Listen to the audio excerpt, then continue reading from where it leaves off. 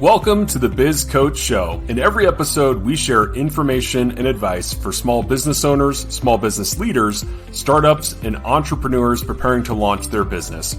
Our mission is to give entrepreneurs the edge they need to succeed. If you're in need of business coaching, head over to MyBizCoaches.co and book your free coaching consultation today. The Biz Coach Show is presented by Eric Whitmoyer, the owner of MyBizCoaches, a business coach, serial entrepreneur, author, and speaker, as well as David Macon, a certified professional in talent development, growth expert, writer, and small business strategist. Well, Eric, good to be with you today. How are you doing? I'm doing great, David, and yourself? I'm doing really good. I'm excited about today's episode because we're talking about something that I know is near and dear to your heart, which is becoming a business coach. And I think with that in mind, obviously people know you're the CEO, founder, owner of MyBizCoaches, but we haven't spent a lot of time talking about your journey to this point. So I'd love to take just a few minutes and kind of explore that a little bit. And then just talk about, kind of why business coaching might resonate with other people that might be interested in pursuing that as, a career path in their life. So what was your journey? Kind of what led you to business coaching?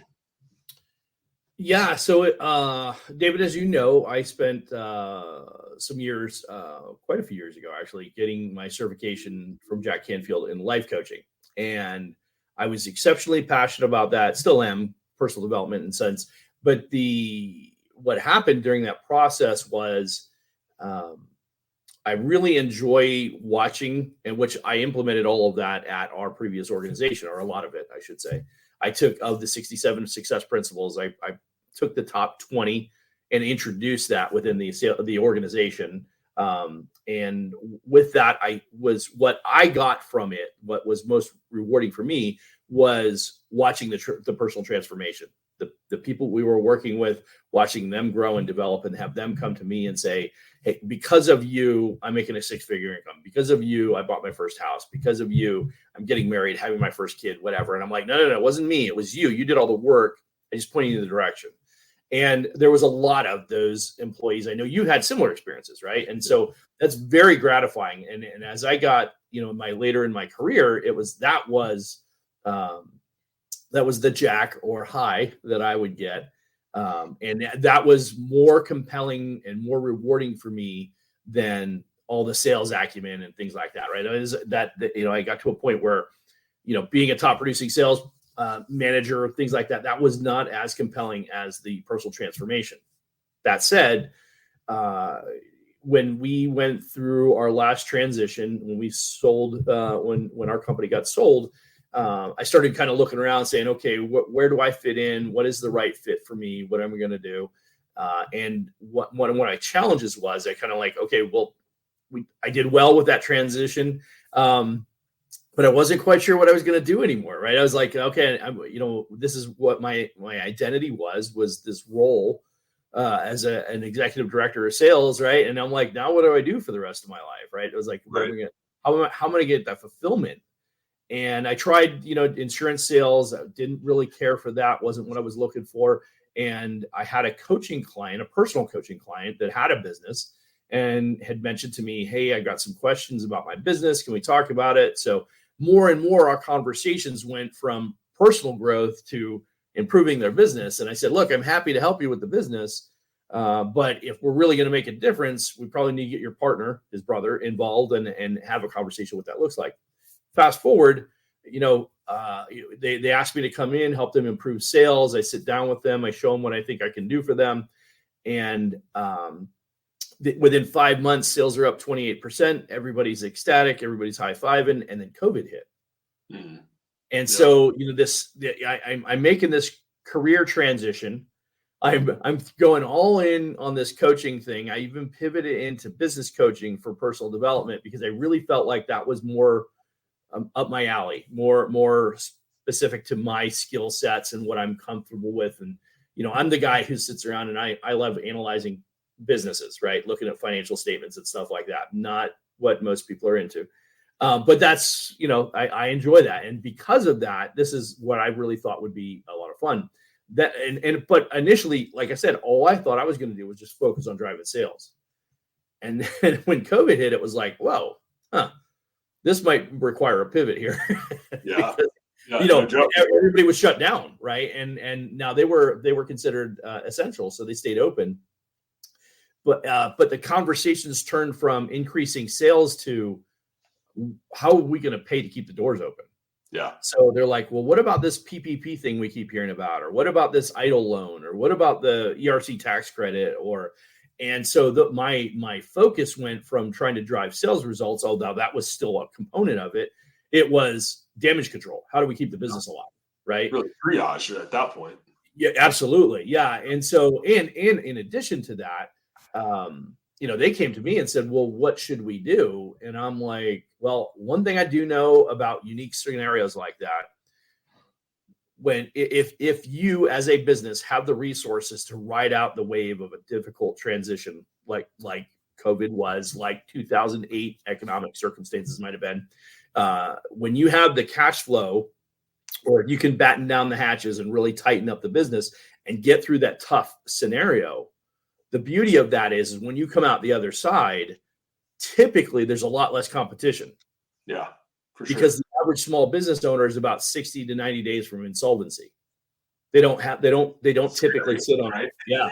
They're not sitting on a ton of cash. Yeah. So if something like COVID came along, and this is why we saw tons of restaurants go out of business during COVID, not just because people couldn't come to the restaurants, but because they didn't have the resources to pivot and start doing excessive deliveries and all that kind of stuff. And they couldn't adjust their businesses accordingly.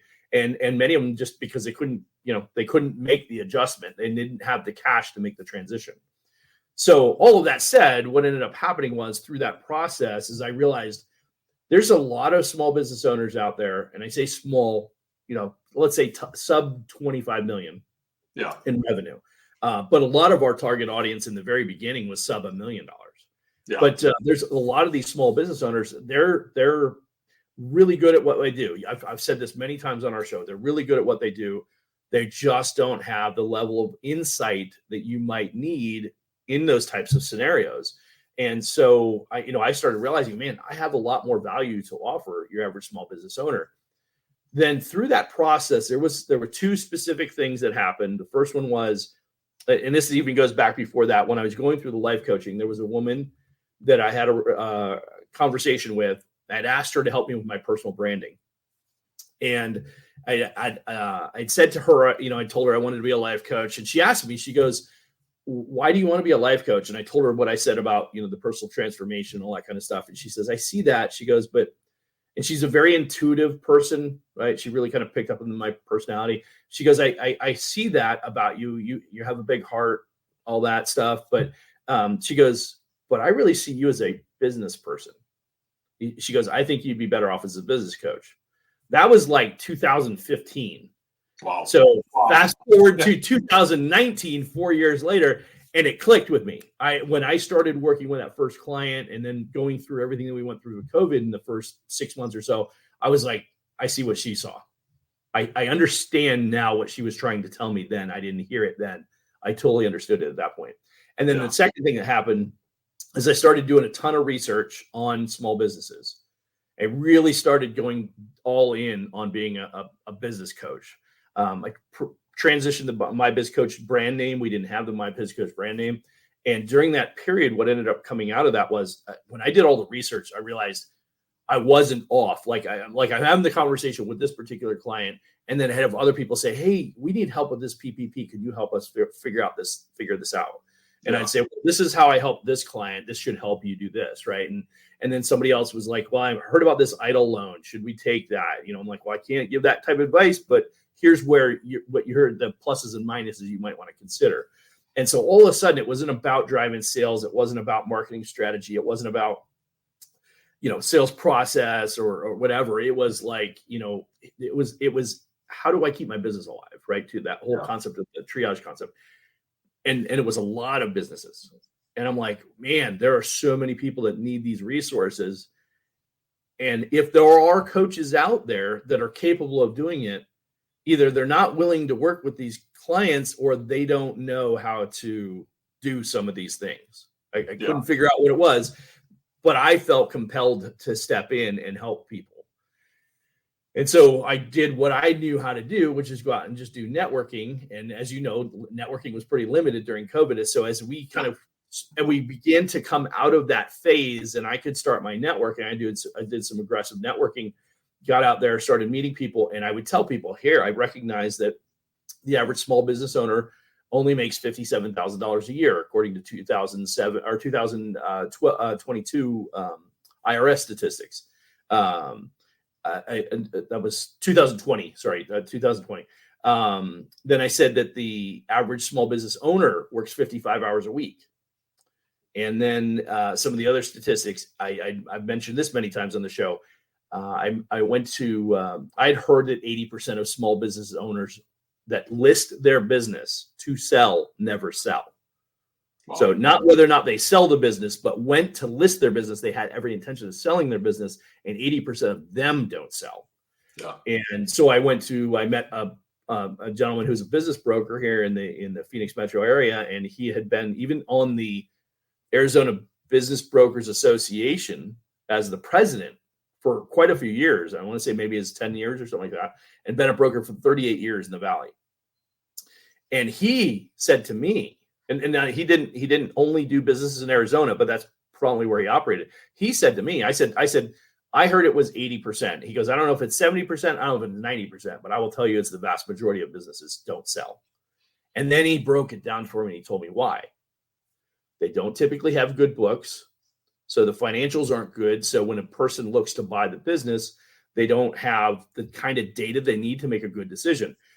They don't have a good strategic leadership transition plan. So meaning that the business owner is the business, and they don't have a general manager or president that runs the day-to-day that would transition with the business. They don't have documented marketing and sales processes. So they can't show how they recreate transactions every month, like marketing that would show this is how many leads we bring in this month. This is how many of the sales we convert. They don't track that data. They're not good at those things. He goes, so he starts running through all the reasons why they can't sell. And I'm like, well, I could fix all those reasons. I know how to fix them. I've done those with other companies. Yeah. And so that's when I got super passionate. And then the last trigger was there was a gentleman that I met through this process, and he told me why he got into business coaching. And I will say that I probably borrow that story, and it's a pretty meaningful story. But he tells a story about a brother that had a business, was struggling with the business. The business was failing, and throughout the process was so bad, he took his own life. Oh, man.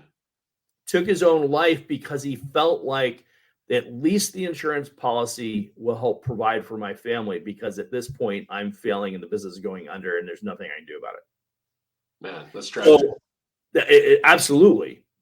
And so I can't completely internalize that because I didn't experience that, but hearing that story and all of that information and seeing these stories of people struggling and watching all those restaurants. I mean, literally restaurants down the street from where my wife and I go eat, they're shutting down their business. And I'm watching people be put out of business.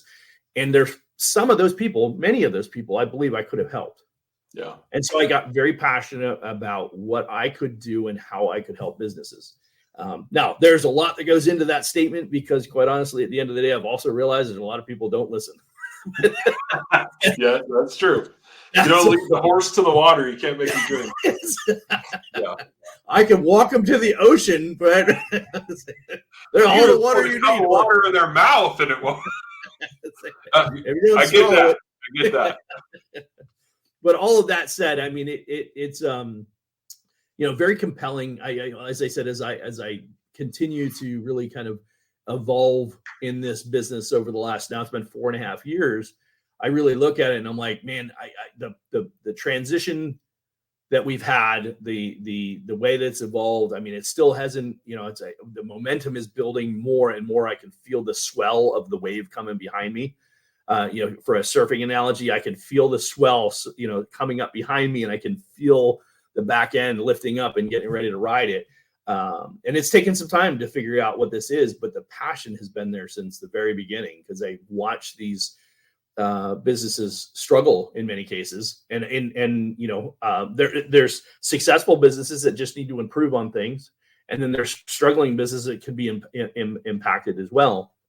And at the end of the day, it really just comes down to, identifying where the gaps are. Yeah.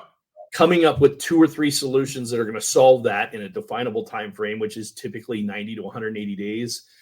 We can do a lot to impact the business if we can get the owner and the core portion of the team to do the things that need to be done to have the success. But and that's my new Jack, right? That's my new high, is helping a business kind of turn the corner and get where they want to go. Yeah, no, I appreciate you sharing that, Eric. And I think there's a lot in that story and in your journey to where you are now as a coach that's going to resonate with people. And, somebody might be watching this and maybe they've thought about coaching, maybe they haven't, maybe they've sold a business and are wondering what's next, or, they're working in somebody else's business and want to make that transition out and kind of do things on their own. Maybe talk a little bit about, as a coach and thinking about, the profession of business coaching. What are some of the advantages? Why would somebody want to get into business coaching apart from, maybe just helping people out? Or is that the main reason? Kind of walk us through that, if you would. Yeah. So I would definitely say helping people out. If you don't have that natural inclination, I wouldn't do this, right? I wouldn't suggest that to anybody who doesn't have that in their DNA, for lack of a better, you really have to have that. Beyond that, I think that there's another piece that's really important, and I would call it what we, I learned from Tony Robbins, which is the CANI, constant and never-ending improvement. He says that, and then there's also the always being a lifetime learner. Mm-hmm. So I take that up. The CANI is important to me because if you look at something and you inherently feel like I can improve this, not me, I'm not trying to be egotistical. I'm saying I see something and I recognize it's broken. I'm wired that way. There are other people that are wired that way. I look at things and I'm like, ooh, that could be better. Would you like some advice? Because I'd love to help you. Yeah. I'd like to help you make it better, make it more efficient, make it more disciplined, more organized, whatever. And so there's that I'm wired that way. And so this is fulfilling for me in that regard, when I can work with a client and help improve something about their business. And then the lifelong learner. Like, I don't believe I know everything. I know a lot about a handful of things, and that makes me helpful. But what really, I think, sets me apart from other coaches, in my opinion, is as I engage with these clients, every time I engage with a new client, I'm learning a new business. Right. And I love that. I love learning about a new business. If there is anything that I could have said that I didn't care for about the better part of my wireless career, was we did the same thing for 23 years. And what made me really good at it over time, but there was a point in my career, I'm going to say it's probably around year 15-ish, somewhere in there, where it was like, I've done this so many times, I don't know how many more times I want to do this. Right. And so to that point, I think that was one of the things that really resonated with me, was when you engage with a new client, or for however many clients you may have, each one of them gives you something new to focus on and kind of learn about and develop. And so you're constantly learning something new and constantly growing, which I'm a firm believer in. There's no such thing as neutral in life, right? You're constantly moving forward. You're moving forward or moving backwards. If you're sitting around being a sloth, you're moving backwards because you're actually regressing, right? Just by atrophy.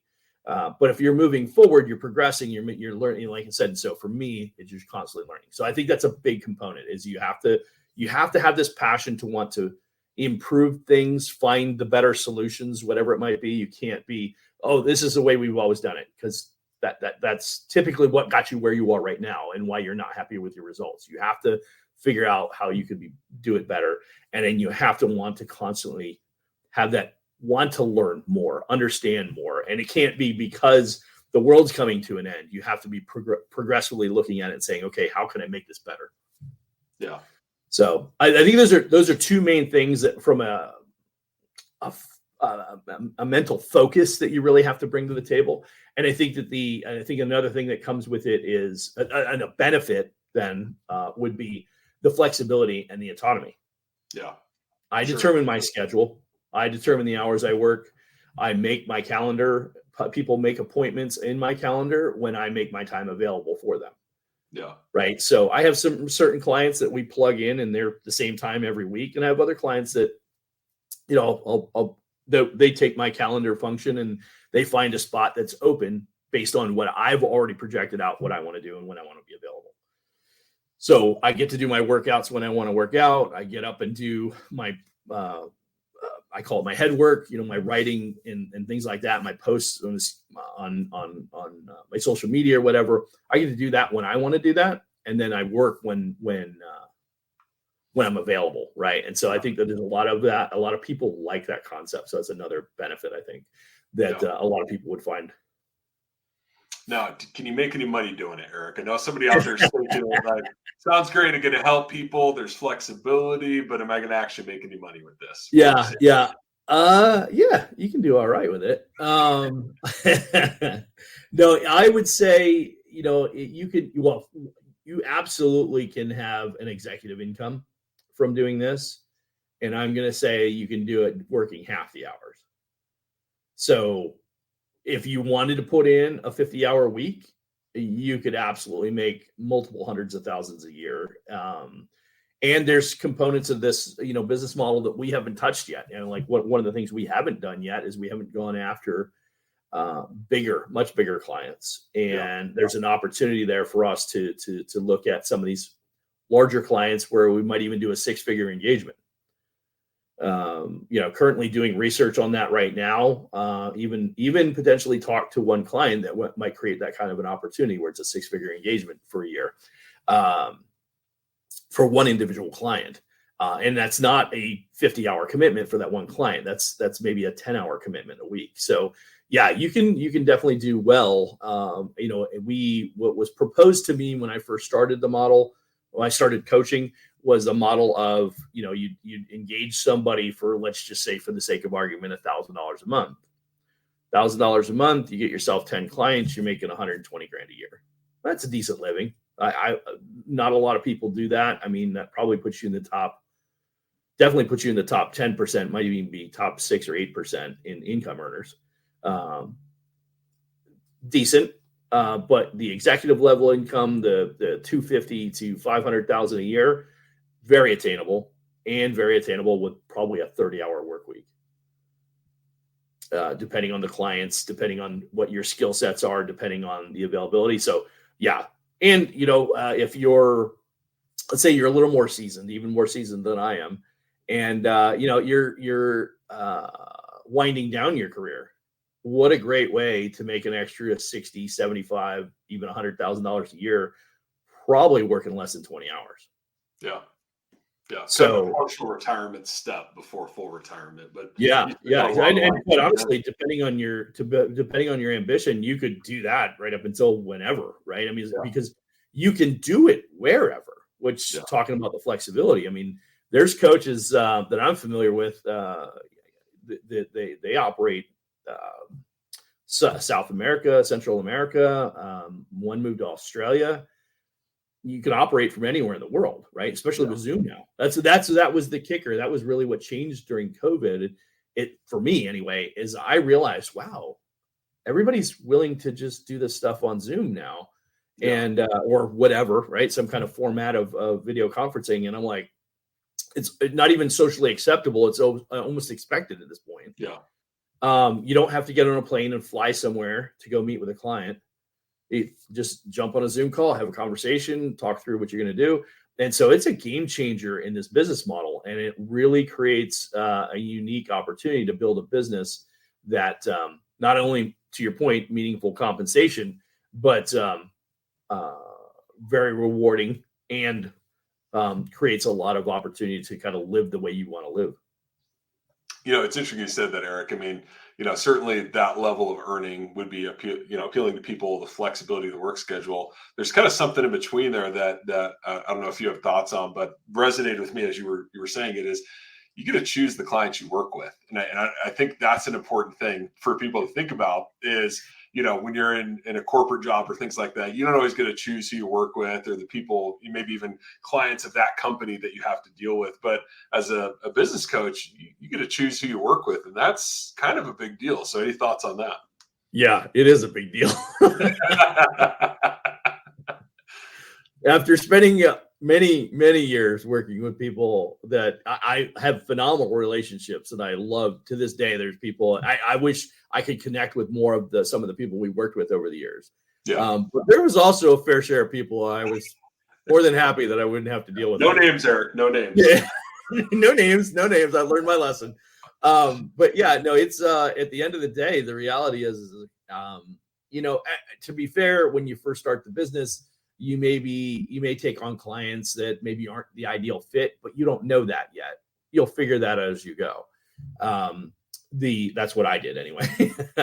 But what does happen as you get more clear on what you're looking to do, you're very comfortable in your own skin in the regard that you know what you're capable of doing, the different businesses that resonate with you, the different types of clients that resonate with you.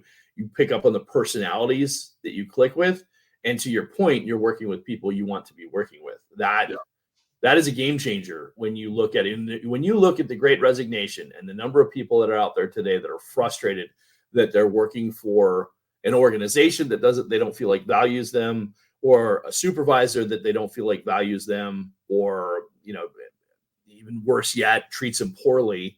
The number of people that are just, hey, I don't want this environment. This isn't good for me. It's funny. I was reading another statistic. I think it was Ormozy had a piece in there. It was a study that was done. It was some Ivy League school. I can't remember which one it was, but it was something to the effect of, if you're in an environment where you're surrounded by top performers, you operate like 15 or 18% better. If you're in an environment where you're surrounded by underperformers, you actually denigrate your performance by as much as 20 or 30%. It's brutal. Yeah. So to your point, being able to work with people you want to work with, it's uplifting.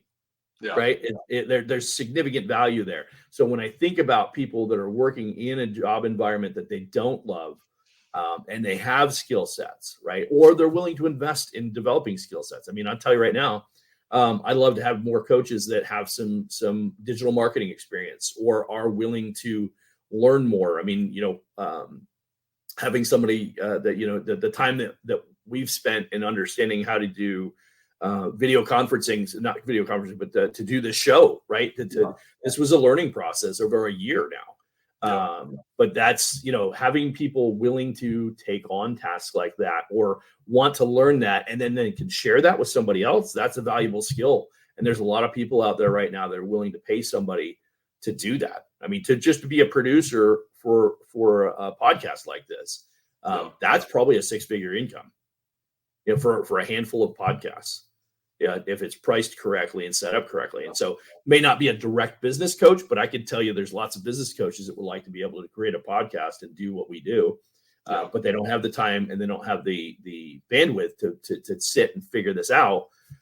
And so somebody as a business coach could create that business model just like that. And there's so many opportunities with the level of technology. AI in itself is a whole opportunity to try and do that. Yeah. No, I think as you look at each one of the things you mentioned on its own, certainly compelling, right? But I think it's when you really get that harmony of all those different pieces, right? You've got enough clients, they're paying you well, you're enjoying who you're working with, you have some flexibility, you're actually helping people out, you're seeing their businesses grow. I mean, that's a pretty good spot to be in, right? I mean, I got to imagine that feels pretty rewarding for you when you're in that type of environment and that's your day-to-day, right? Yep. So I will tell you this, and I've come to this conclusion probably in the last year, so probably about a year ago. And it's been a challenge, right? I mean, starting the business isn't easy, right? And so especially when you don't know, right? I'm getting insight, I'm learning stuff as I go. I don't exactly know what's a perfect fit for me. I'm still feeling that out during these last 4 years. But one of the things that was and because there was nobody that had a business in a box that would show me step by step how to do some of these things, I had to figure it out on my own. Yeah. And that was super frustrating. And there's lots of companies out there that offer a business coaching solution or something like that.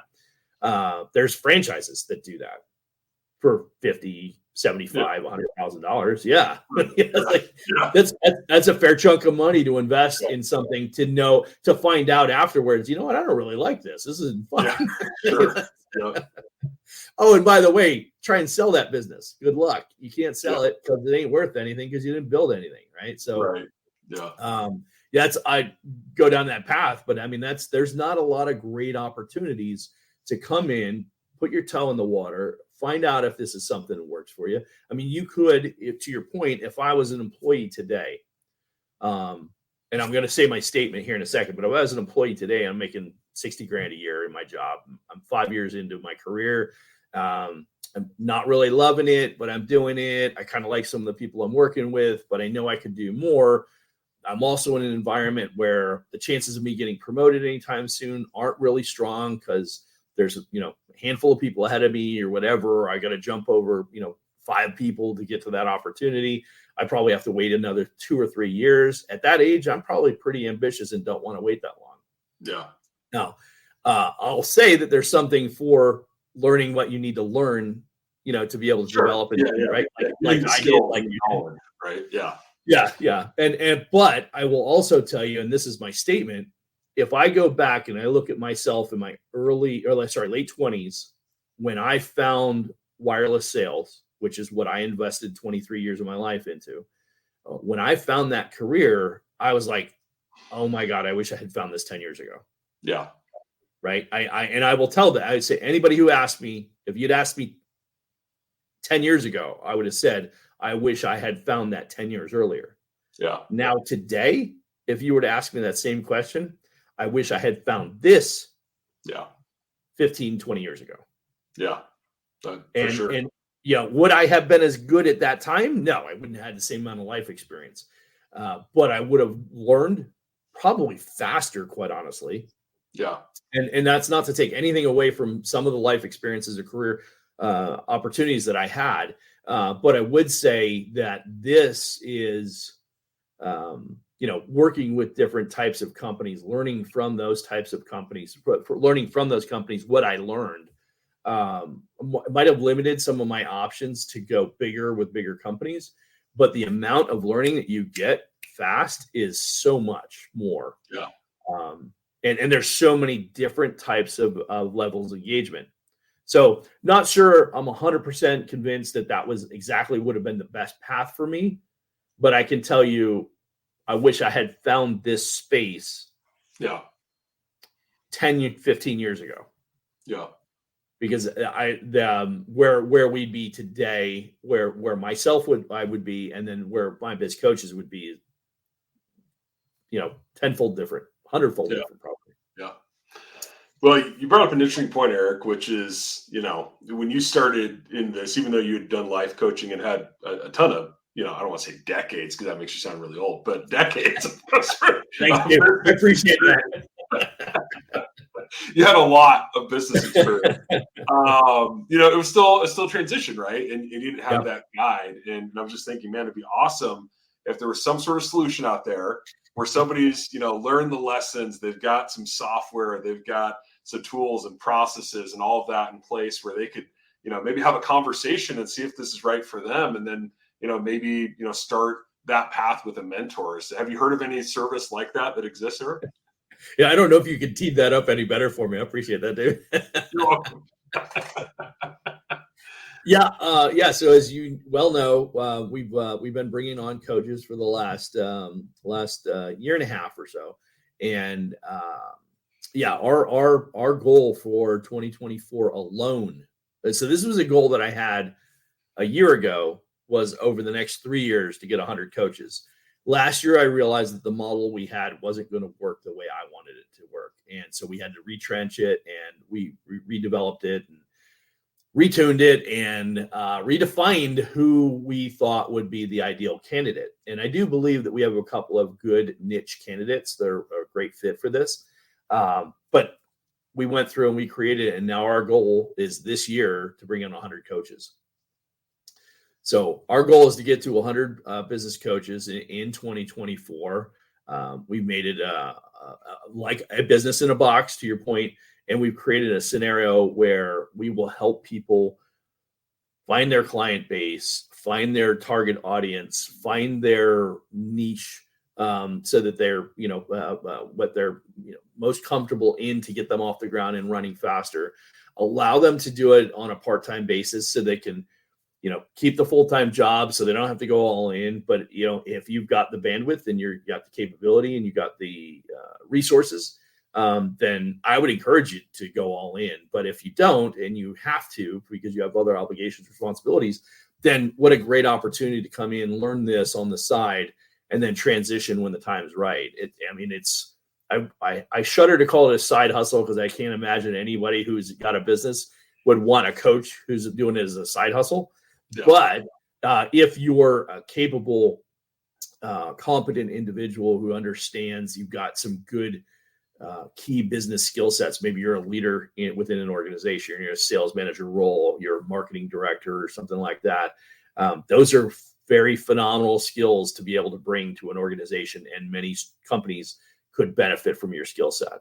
If you've managed people and you're good at managing people, if you've got a lot of experience in the HR realm, there's a lot of business owners that are struggling with that. Finance is another big one. If you got accounting and finance, and not just tax preparation, I'm not talking about that. I'm talking about somebody who understands KPIs and how to benchmark and create budgets and help a business owner understand their financial plan for the next year, right? When you have those types of skill sets and you got that kind of background, you can be a phenomenal coach. Matter of fact, somebody today who's doing maybe a fractional CFO, right? You're familiar with those terms, fractional COO, stuff like that.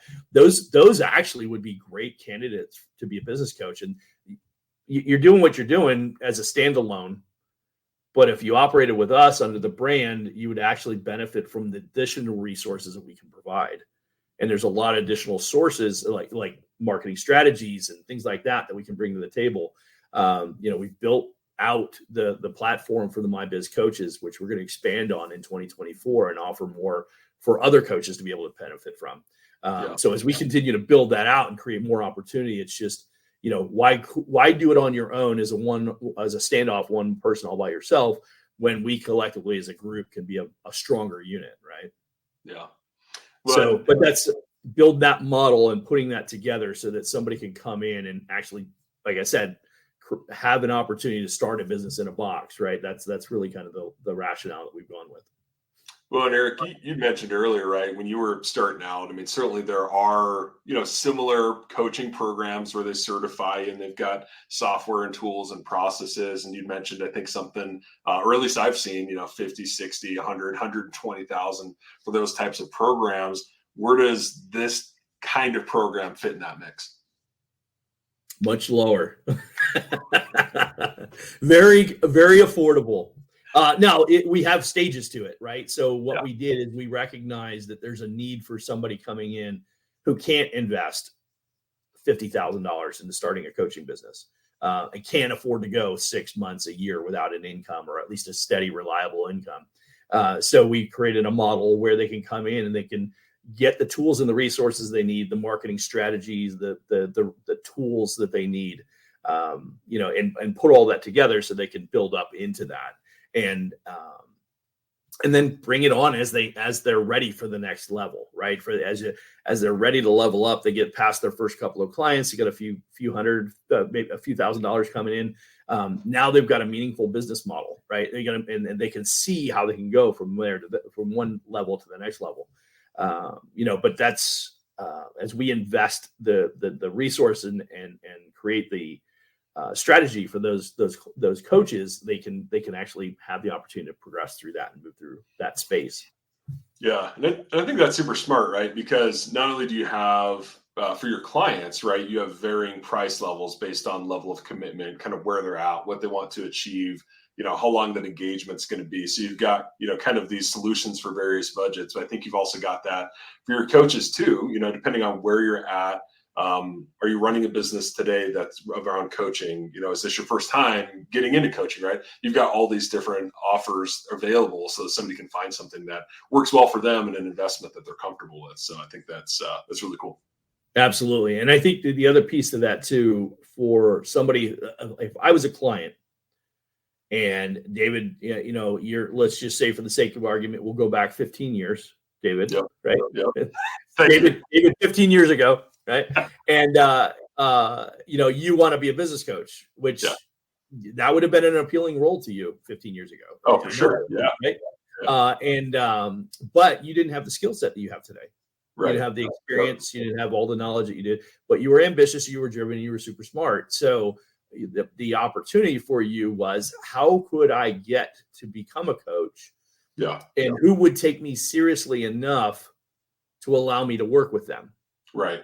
So the first thing we do, let's say, for instance, we take, 25-year-old David and we say, okay, well, what are you good at?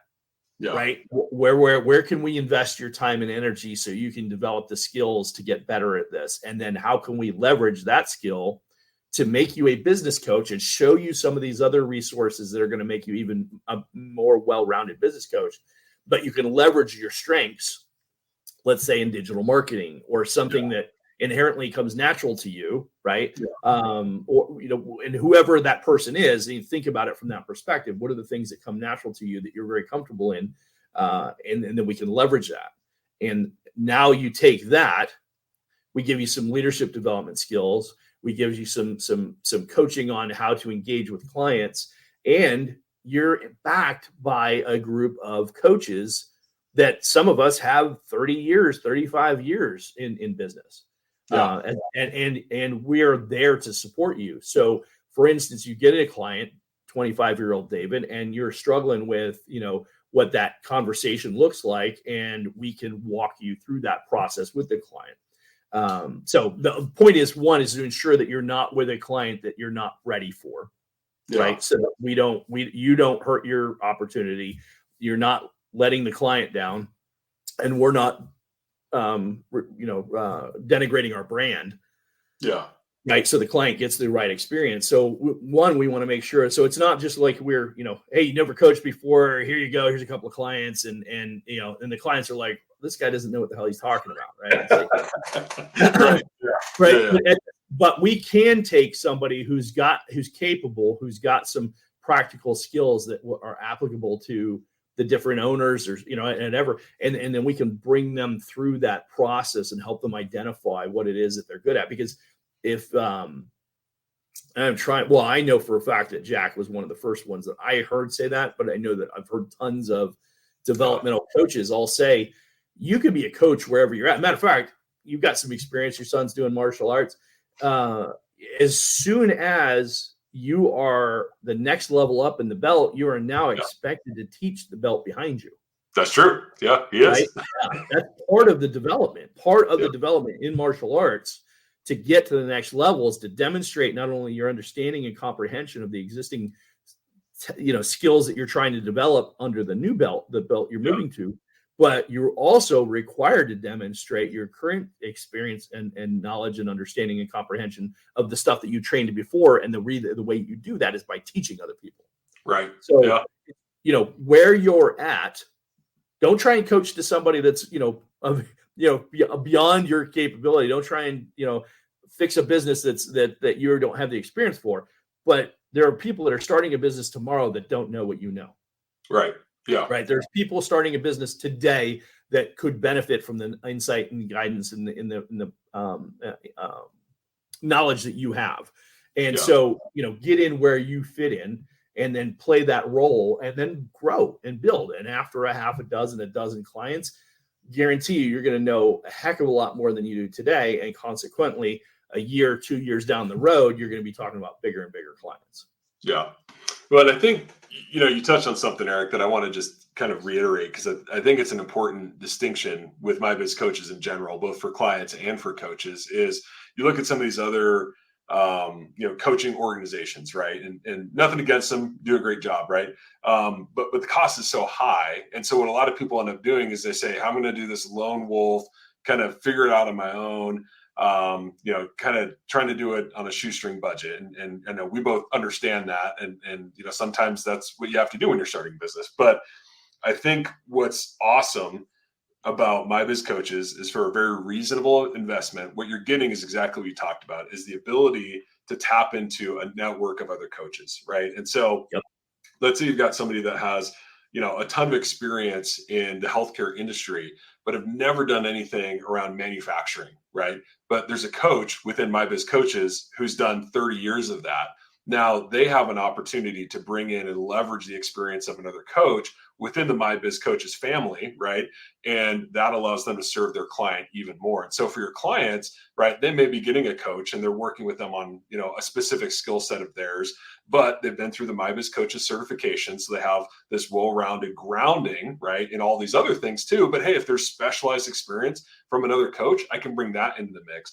And you're just not going to get that in all these other programs. And I think it's important for coaches to understand that, because man, what an amazing support network. But for your clients, it's such a better experience and they get that much better advice. And I think that's a really powerful thing that you guys offer.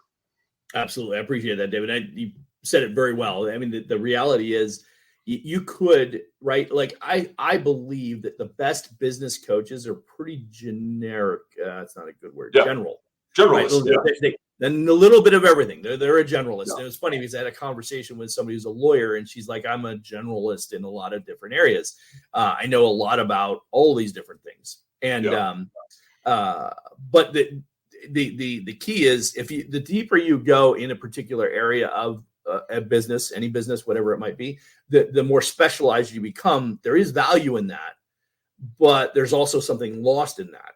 Yeah. You may be really deep in marketing, let's say, for instance, and that's super valuable for a company that needs that.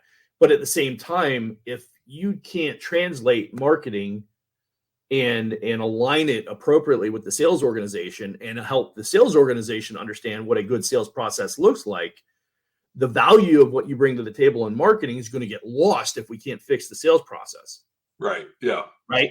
And so you have to at least have that general understanding of what a good sales process looks like. And even if you don't write compensation plans and you don't help define and develop a sales manager or something like that, even if that's not part in your wheelhouse, you at least understand the sales process well enough to define a good sales process and make sure that the marketing strategy aligns with the sales process and there's a good cohesive transition between the two. And if you can do that, then you're a good business coach. And that's a good example of a good business coach. Somebody who understands how to tie that. Oh, and by the way, just because you know the marketing and the sales, what about the operations? Can you deliver? Right? Because if I can market and I can sell it, but I can't deliver it, right? And that's my gap because my operations aren't tight, then I've got a disconnect there. So the irony of that whole scenario is it's actually better to be a generalist and understand all the different components to a certain degree. And then if you, because of your life experience, you're really deep in a particular area, it just makes you that much more valuable. But you do have to have the general sense of how it all works together. Otherwise, you're leaving something out. But to your point, I don't have to be the specialist because I guarantee you with 100 coaches, we're going to have a handful of specialists in that particular area. So if a business particularly needs that kind of insight, let's say leadership development, right? Either you or I could sit down with any organization who's got a half a dozen to a dozen, inexperienced managers who needs to, let's say they're ramping up some brick and mortar locations and they need somebody to run each of those locations. You or I could write an entire structure for them, build out a leadership development process, even create a defined program of what that looks like and what they need to progress through at each level so that they can actually elevate themselves to a VP or something like that. And we can help build that out for an organization. Yeah. Right. No, because we have that level of specificity in our development skill. Right. Yeah. But the average coach doesn't need to have that. We can help them with that because that's only a window of what we do.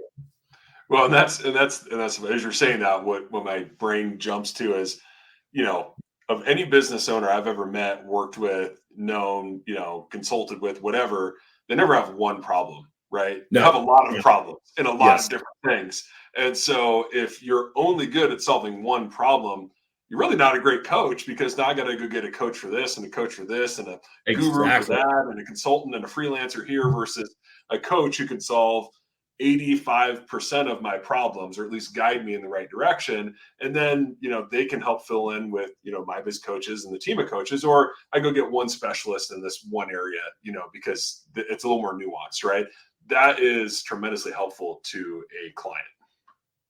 Yeah. And I would believe that, right? That's the way I envisioned it when we started building it. And I started looking and bringing in other coaches. That was the first thing I recognized is like, look, I'm really good at, I don't know, if there's 12 things in a business, I'm good at about 8 of them, maybe 9, right? Yeah. But there's 3 that I'm not going to try and sell you on that I could do for you, right? Yeah. And if that's the case, and that's what you need, but I can do, to your point, you've got a dozen things that need to be fixed. I can help with 8 or 9 of them. I'll go find the specialist to bring in to help with those other 3. Yeah. Well, and oftentimes those 3, you're going professional services, right? You need an attorney for that, or a CPA, or I can tell you what I would do, but you should probably talk to somebody who specializes in tax law, right? Or that kind of thing. So, and as you know, I spend as much time building those relationships with what we're calling vendor partners to introduce to our clients. So CPAs, bookkeeping solutions, like top quality bookkeeping solutions that know how to do job costing and all that kind of stuff. Business lawyers who understand partnership agreements, who understand franchise law, who understand where these are the types of the connections we're making so that we can make that introduction to our client, because that's outside of our space. Right. I can speak to a certain point, but then I'm going to say, okay, now you need professional engagement here.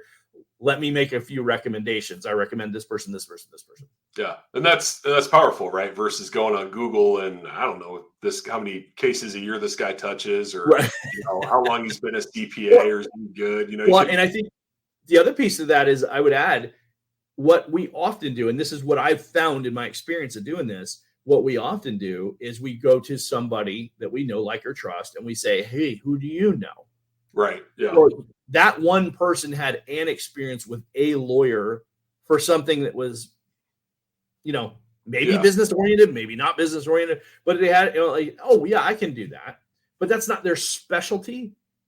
Yeah. I don't know that I'd go with that lawyer. For instance, if I'm doing an operating agreement and I'm doing, and I'm trying to define between for my partner and I, outlining all the responsibilities that we both have, how we want to manage dissolution, how we manage, agree to sell, all those kind of things. I want somebody who's done 20, 30, 40 of those agreements.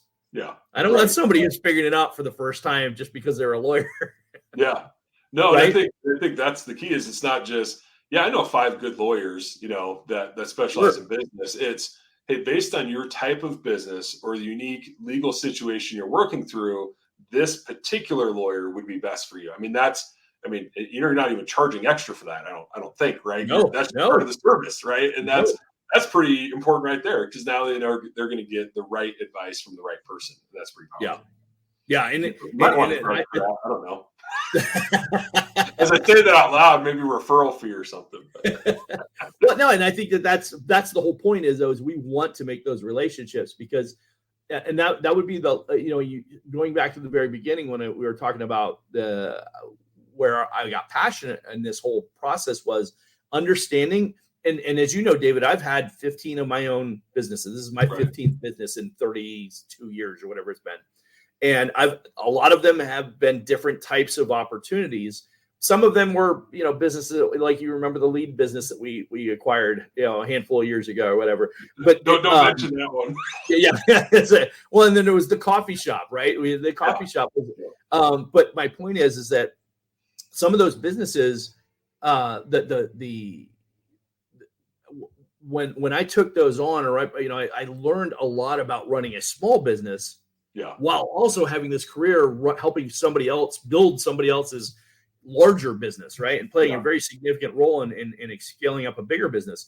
And the dichotomy of those two is so significantly different, right? You're like, and I know what it's like to be the business owner who has to do their own books, who has to, do their own sales process, who has to show up and open the door every day with the key, right? And then,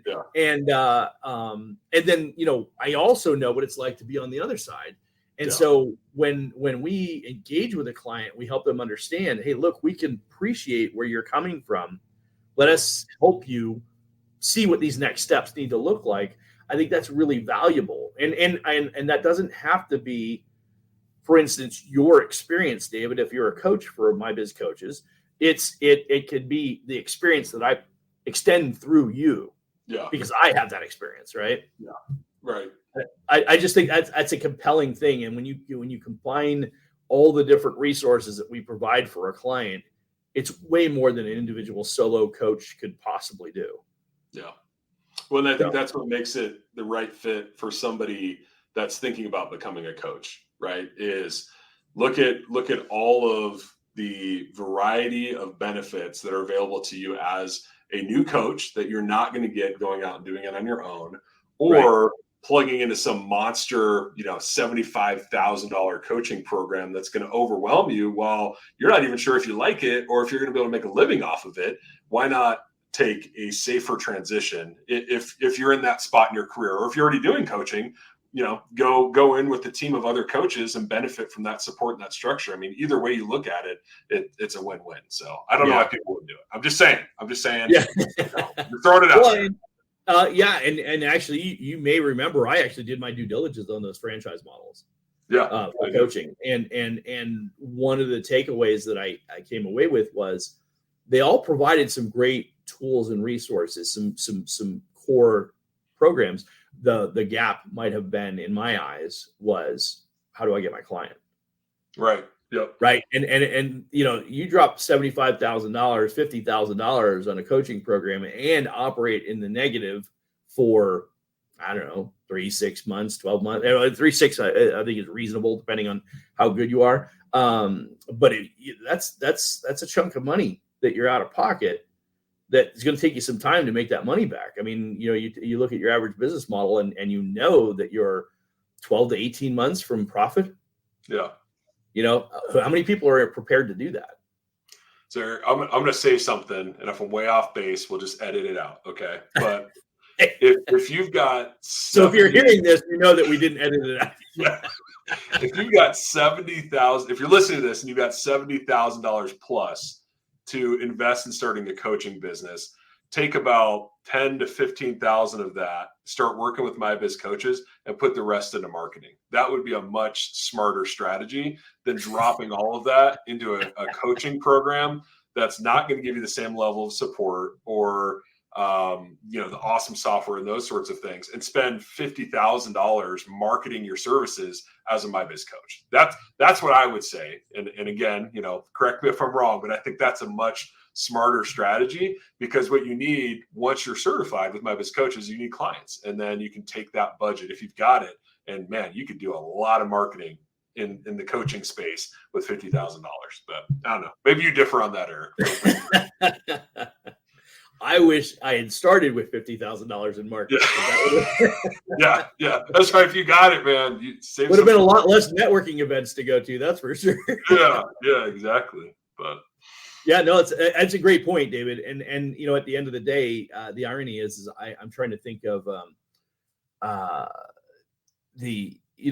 heard somebody say I got $100,000, and I'm like, if it were me and I had that kind of cash, I'm like, I'd buy an existing business that already has cash flows. Yeah, right. My philosophy on that. Yeah. I'm a big proponent of buy then build, right? Yeah. Because I think in the end of the day, if you're sitting on that kind of cash, invest in something that's already there, or to your point, right? Get something that's get something you can get in relatively inexpensively, but it gives you the value. And then leverage the additional resources you have, because there's so much more you could do with that at that point. For Absolutely. sure. Yeah. There's no reason to spend more than you need to get into a good coaching program, a good coaching organization, work with some great people, get mentored by Eric, right, and some other amazing coaches. I mean, it's for a very reasonable investment. So, well, Eric, I know we're running long, and you and I could talk about this forever, as we often do. Sometimes recorded, sometimes not. But if somebody's interested and they say, all right, this seems like maybe it's a fit. I want to learn a little bit more. Where should they go if they want to schedule, maybe a call with you and pick your brain a little bit about becoming a coach? Yeah, so I would recommend that they go to mybizcoaches.co/coach. Thank you very much. Go check that out. Scan that QR code. It'll take you to the page.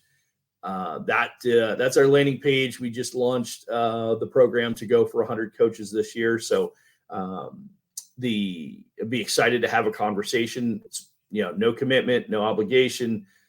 Scan the QR code, go to the calendar function there. You read a little bit about the program. We'll be bolstering that up and adding some more information here shortly. But check it out.